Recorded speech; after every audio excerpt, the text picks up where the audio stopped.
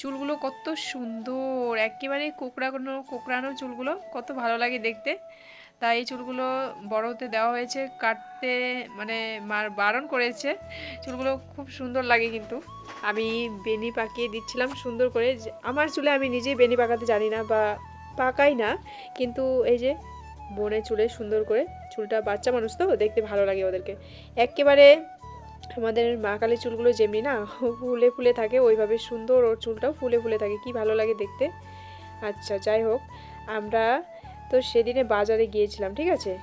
আমাদের বোনের জন্য জামা কাপড় কি আনা হয়েছে চলো, এইটা তোমাদের কাছে তো শেয়ার করা হয়নি। চলো, এই যে চুল বেঁধে দিয়েছি সুন্দর করে, তারপরে দেখাচ্ছি। চলো, আমার মা গাছ নিয়ে আসছে, এই যে জাম গাছ হাতে দেখতে পাচ্ছ, 3টা জাম গাছ নিয়ে আসছে, বলছে যে এই জাম গাছটা তুমি সীমানায় লাগিয়ে দিও, আমাকে বলছে। ঠিক আছে, ঠিক আছে। এবারে আছে আমি তোমাদেরকে জামা দেখাতে যাচ্ছি।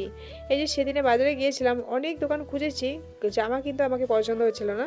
যাই হোক, আমি ফিতা বাঁধা সুন্দর ড্রেস খুঁজেছিলাম, কিন্তু ওদের থেকে একটু মানে অন্যরকম পেয়ে গেছি। এটাও কিন্তু ভালো লেগেছে, উপরের টপগুলো দেখো কত সুন্দর, আর তার সাথে ক্লিপ।